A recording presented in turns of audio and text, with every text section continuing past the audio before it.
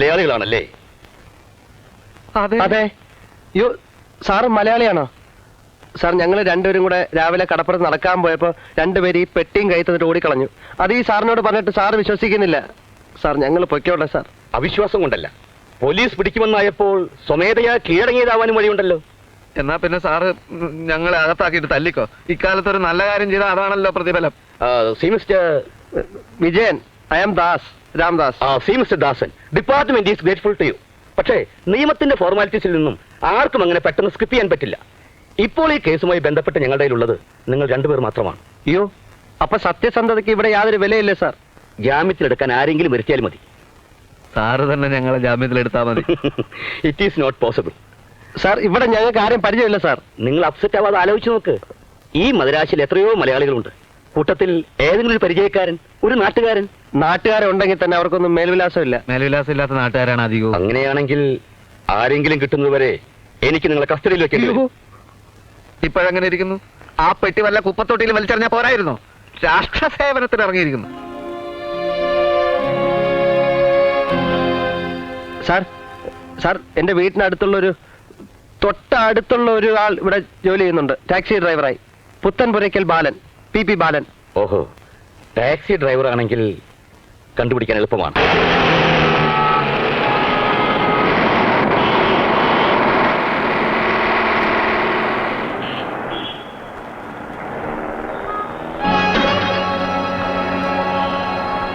ഇപ്പൊ കാര്യം ഉറപ്പായി. അവര് സിഐഡികൾ തന്നെ. ഇൻസ്പെക്ടറും കൂട്ടി നമ്മളെ അന്വേഷിച്ചറിയിരിക്കുക.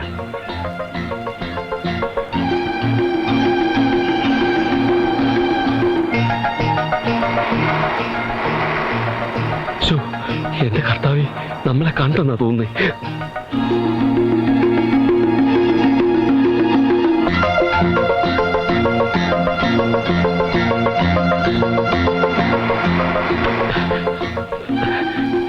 ശീഘ്രം വേണ്ടിയപ്പാ.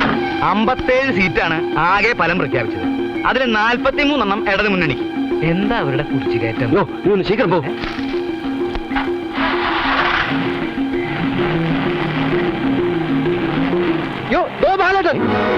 നമ്മളെ ചൂണ്ടിക്കാട്ടി കഴിഞ്ഞു. തിരിഞ്ഞു നോക്കാം. വണ്ടി വേഗം വിടും. വേഗം വണ്ടി വിടും. വരൂ, നമുക്കൊരു ഫോളോ ചെയ്യാം.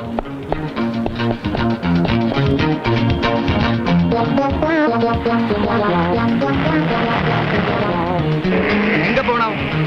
എങ്കയാവത് പോ. ശീഘ്രമാ. இடத்துக்கு பேர் இல்லையா? ചിന്താഗിരി പേട്ട. ശീഘ്രം പോ.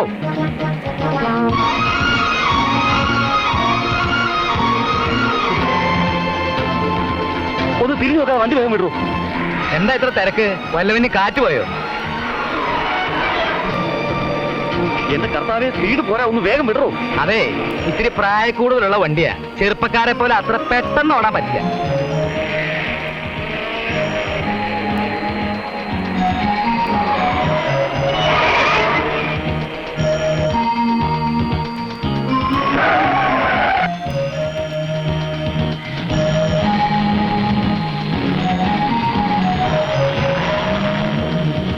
വലത്തോട്ട് തിരിക്കും. വലത്തോട്ട്. ഇടത്തോട്ട് തിരിക്കണം. ആദ്യം നിങ്ങൾ തീരുമാനത്തിലെത്ത്. ഒരു ചിന്താതിപ്പെട്ടേക്ക് വഴിയല്ലോ. തന്നോട് വലത്തോട്ട് തിരിഞ്ഞു പോരാ പറഞ്ഞത്. ഭീഷണി തുടങ്ങി. സ്പീഡ് പോരാ. ഒന്ന് വേഗം. സ്പീഡ് പോരെങ്കിൽ വേറെ വണ്ടി വിളിച്ച് പോടോ. പറയുന്ന അനുസരിച്ചില്ലെങ്കിൽ തന്നെ ഞങ്ങൾ അവസാനിപ്പിച്ചേ. അത് ശരി, അത്രയ്ക്കായോ? എന്നാ അവസാനിപ്പിക്കണം.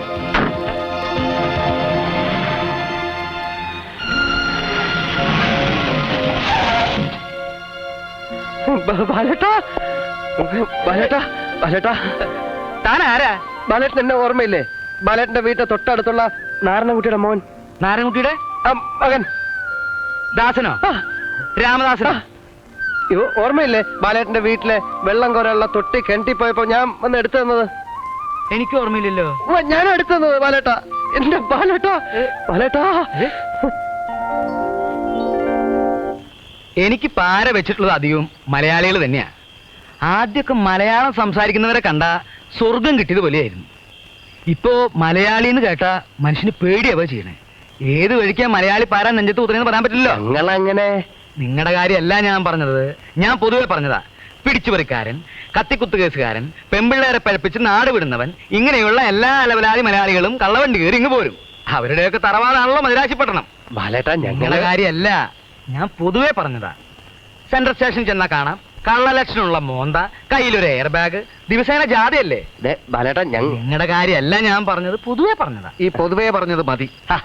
ഞങ്ങൾ ഒരുത്തിയും പിഴപ്പിച്ചിട്ടില്ല, ആരുടെയും പിടിച്ചു പറിച്ചിട്ടില്ല. ഞാൻ നിന്നെ പറ്റി എന്നെ പറഞ്ഞേ അതിന്? ഇല്ല ബാലേട്ടാ, ബാലേട്ടൻ എങ്ങനെയെങ്കിലും ഞങ്ങളെ രക്ഷപ്പെടുത്തണം. ഞാൻ ഇതുവരെ രക്ഷപ്പെട്ടിട്ടില്ല, പിന്നെ ഞാൻ നിങ്ങളെ രക്ഷപ്പെടുത്തുന്നു. അത് ചുമ്മാ, നാട്ടിലൊക്കെ ബാലേട്ടന് ഊക്കം പേരാ. ഞങ്ങള് ബാലേട്ടനെ പുകഴ്ത്താത്ത ഒറ്റ ദിവസം പോലും ഇല്ല, അല്ലടാ?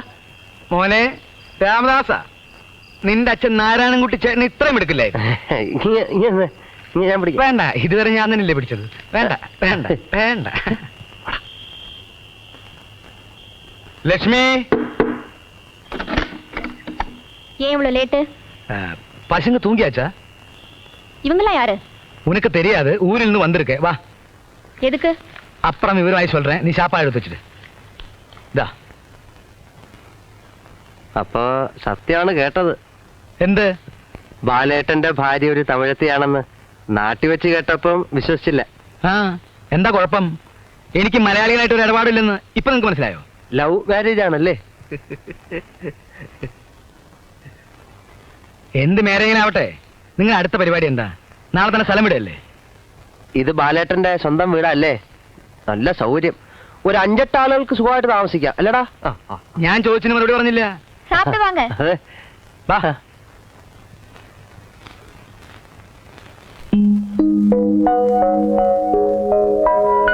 നാളെ കാലത്ത് 11:15 ഒരു വണ്ടിയുണ്ട് നാട്ടിലേക്ക്. കിടന്നോ, കാലത്ത് വിളിക്കാം. ബാലേട്ടാ, ഒരു മിനിറ്റ്, ഒരു കാര്യം പറഞ്ഞോട്ടെ.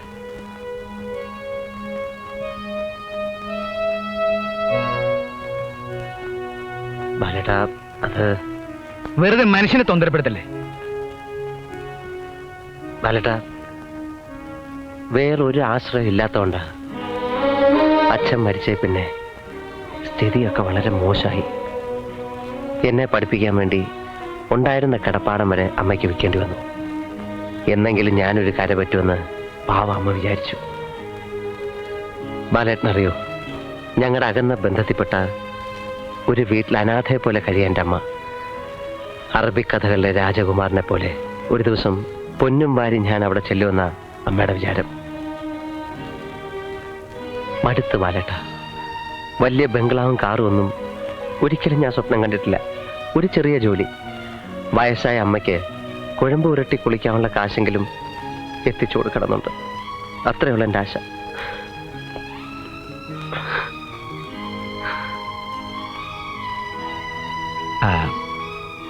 പോയി കിടന്നുറങ്ങ്.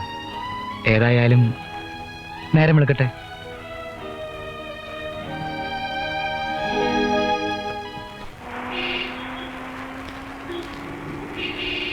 പട്ടിണി കിടന്നിട്ടുണ്ട്, വാടക വീട്ടിൽ നിന്ന് ഇറങ്ങേണ്ടി വന്നിട്ടുണ്ട്. എന്നിട്ടും പുത്തമ്പുരയ്ക്ക് ബാലൻ ഒരുത്തന്നെ കാല് പിടിച്ചിട്ടില്ല, അറിയോ? കാശും പണവും ഇല്ലെങ്കിലും ഇവിടുത്തെ ആളുകളുടെ ഇടയിൽ അതുകൊണ്ട് ബാലനൊരു വെയിറ്റ് ഉണ്ടായിരുന്നു. ഇന്ന് അത് കളയാൻ പോവാ. 5-10 കൊല്ലം മുമ്പുള്ള കഥയാ. മദനാന്തകത്തൊരു സവാരി പോയിട്ട് രാത്രി കാർ ഓടിച്ചു വരികയായിരുന്നു. നേരം വൈകിയതുകൊണ്ട് റോട്ടിൽ വാഹനങ്ങളൊന്നും ഉണ്ടായിരുന്നില്ല. പഴയ ലാൻഡ് മാസ്റ്ററാ. ഹെഡ്ലൈറ്റിന് സൂര്യന്റെ വെളിച്ച. ദൂരെ നിന്ന് എന്നെ കണ്ടു. തവിട്ട് പൊടിയായി കിടക്കുന്നു ഒരു ഫോർഡ് കാറ്. ഞാൻ വണ്ടി നിർത്തി. നോക്കിയപ്പോ ഓവുചാലിലൊരു മനുഷ്യൻ ഊർദ്ധശ്വാസം വലിക്കുക. ചോര ഒരുപാട് പോയിട്ടുണ്ട്. ഞാൻ അയാളെ വലിച്ചു വണ്ടിക്കകത്ത് ഇട്ടു. പിന്നെ 100 മൈൽ സ്പീഡിൽ ഒറ്റ പോക്ക. 10 മിനിറ്റ് കൊണ്ട് ജനലാസ്പത്രിയിൽ എത്തിച്ചു. അപ്പോഴേക്കും ആള് കാഞ്ഞു പോയി കാണും അല്ലേ? ദാസ, ഈ ചെക്കന്റെ സംസാരം എനിക്ക് തീരെ പിടിക്കില്ല കേട്ടോ. എടാ, ആ മനുഷ്യനെ കാണാൻ നമ്മളിപ്പോ പോകുന്നത്.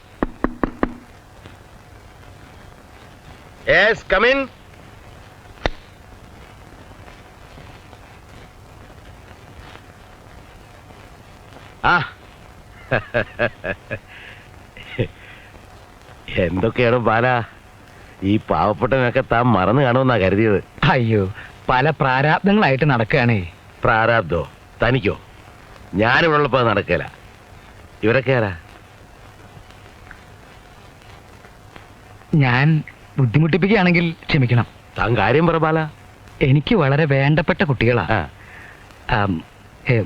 പറഞ്ഞോ. എനിക്ക് വേറെ ആരോടും പറയാനില്ല. 2 ആൾക്കും എന്തെങ്കിലും ഒരു ജോലി.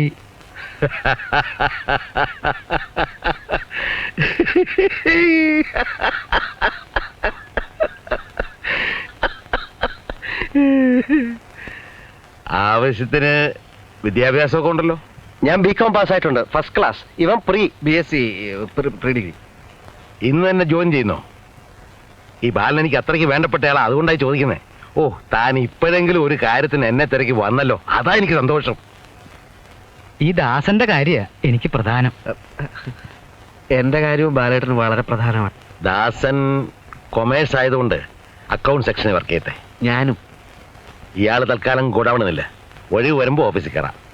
അതൊക്കെ പിന്നെ ബുദ്ധിമുട്ടാവില്ല. അത് നിനക്കൊരു ബുദ്ധിമുട്ടാവില്ല, അതിനുള്ള വിദ്യാഭ്യാസമല്ലേ ഉള്ളൂ. മുതലാളി പറഞ്ഞത് കേട്ടാ മതി. അത് മതി. അപ്പോ നാളെ തന്നെ. അത് നിങ്ങളുടെ ഇഷ്ടം. முன்ன மாதிரி 30 ரூபாய்க்கெல்லாம் வீடு கிடைக்கிறது ரொம்ப கஷ்டம். குடிசையா இருந்தா கூட 150 ரூபா வாடகை கேட்கறான். എന്താ ബാലേട്ടാ ഈ വഴിക്ക്? ഇവന്മാരെ നാട്ടിൽ നിന്ന് വന്ന് പെട്ട കുരിശുകളാണ്. ഒരു വീട് വേണം, അഡ്വാൻസ് ഒന്നും ഉണ്ടാവില്ല, മാസാമാസം കൃത്യമായിട്ട് വാടക തരും. വല്ല വീടും കാര്യമുണ്ടോ നോക്കാം. ആ, ഇവൻ കാണിച്ചു തരും. ഇനി ഞാൻ നിങ്ങളുടെ കൂടെ നിന്നാ എന്റെ കഞ്ഞൂടി മുട്ടും. ഒന്ന് മാറിക്കടോ. ഹേയ്.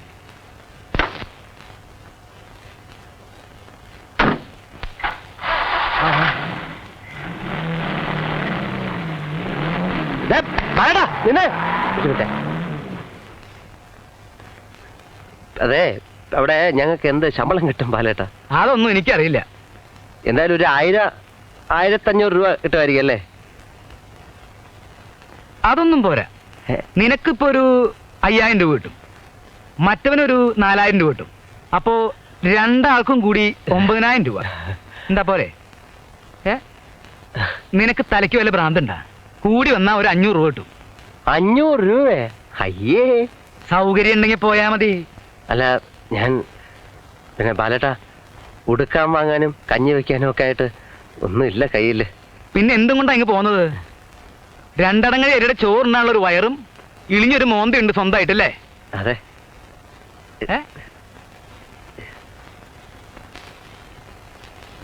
നാ കൊണ്ടുപോയി ചിന്നെ.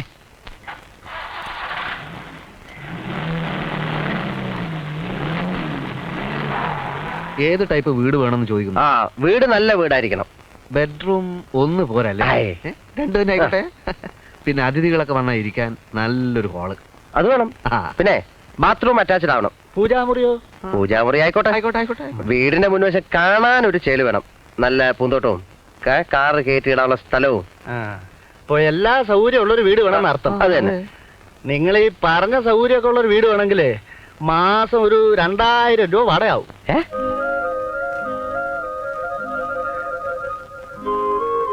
2000 രൂപ? അതെ. അത്രയും വാടക? പിന്നെ എത്ര കൊടുക്കാം? 1500-ന്റെ. ഇനിയും താഴട്ടെ. 1000. കുറച്ചുകൂടെ താഴട്ടെ. 750. കുറച്ചുകൂടെ പോരട്ടെ. 500. അല്ല, കുറച്ചുകൂടെ താഴട്ടെ. ഇനി എവിടം വരെ താഴണം പറ. ഒരു 150 വരെ. 150. 2 ബെഡ്റൂം, അതെ. പൂന്തോട്ടം, കാറ് കയറ്റിയിടാനുള്ള സ്ഥലം, ബാത്റൂം അറ്റാച്ച്ഡ്, AC, അതെ. 150 രൂപ വാടക. അതെ. വാ, പറ്റിയ സ്ഥലമാണ്. ഈ വീടിന് 175 രൂപയാ ചോദിക്കുന്നത്. ഒരു 150-ന് ഞാൻ ശരിയാക്കി തരാം. നമ്മുടെ ബന്ധത്തിലുള്ള ഒരു വീടാ, നല്ല സൗകര്യമൊക്കെ ഉണ്ട്. നോക്കിയോ? ஆஹா, பிரமாதமா இருக்கேன்னா. நீங்க 2 பேர் தானே? இங்க சமையல் பண்ணலாம். ചമയല? ഓ, പറഞ്ഞ പോലെ തമിഴ് അത്ര വശമായിട്ടില്ല അല്ലേ? ചമയൽ എന്ന് വെച്ചാ പാചകം. അപ്പൊ ശരിക്കുള്ള അവിടുത്തെ ചമയൽ എന്താ പറയാ ഇവിടെ? എന്ത് ചമയല്? അപ്പൊ മലയാള വാക്കൊന്നും വലിയ വശമല്ലല്ലേ? എന്താണ് മലയാള ആസാനെ? എങ്ങനെങ്കിലൊക്കെ പഴക്കണം, അത്ര തന്നെ. இந்த நாட்டு மக்களுக்காகத்தான் நாங்க இந்த மருத்துவமனையை இங்கு கட்ட தீர்மானம் பண்ணியிருக்கோம். இது என்னுடைய தனிப்பட்ட நோக்கமல்ல, உங்கள் ஆரோக்கிய வளர்ச்சிக்காகவே அரசு இப்படி ஒரு முடிவெடுத்திருக்கிறது. எனவே நான் சொல்லுவது என்னவென்றால், இந்த இடம் பூராவும் அரசுக்கு சொந்தமானது. இங்கே கட்டியிருக்கும் குடிசை மற்றும் வீடுகள் அத்தனையும் போன காலத்திலே பட்டா இல்லாமல் கட்டப்பட்டது. அரசு இனிமேல் அதை அனுமதிக்க மாட்டார்கள். இந்த இடம் இப்போ எங்களுக்கு சேர்ந்தது. இங்கே குடியிருக்கும் மக்கள் அனைவரும் உடனே காலி பண்ணி போக வேண்டும். நான் சொல்வது വീടുകളൊക്കെ കാലിയാണെന്നല്ലേ അയാൾ പറയുന്നത്? ഏയ്, അതൊക്കെ അങ്ങനെ കിടക്കുന്നേ. ആര് കാലി ചെയ്യാനാ? ആരെയാ പ്രസംഗിക്കുന്ന ആള്? അവര് പെരിയ ആള്. സർക്കാരിലൊക്കെ നല്ല പിടിപാടാ. ആ. കോവൈ വെങ്കടേശനെ. വെങ്കടേശൻ പ്രശ്നം ഉണ്ടാക്കോ? ഒരു പ്രശ്നമില്ലെന്നേ, ഞാനല്ലേ പറയുന്നത്. നിങ്ങൾ വാ, നമുക്ക് ഹൗസ് ഓണറെ കാണാം. ആ. വാന്ന്. ആ, വാ.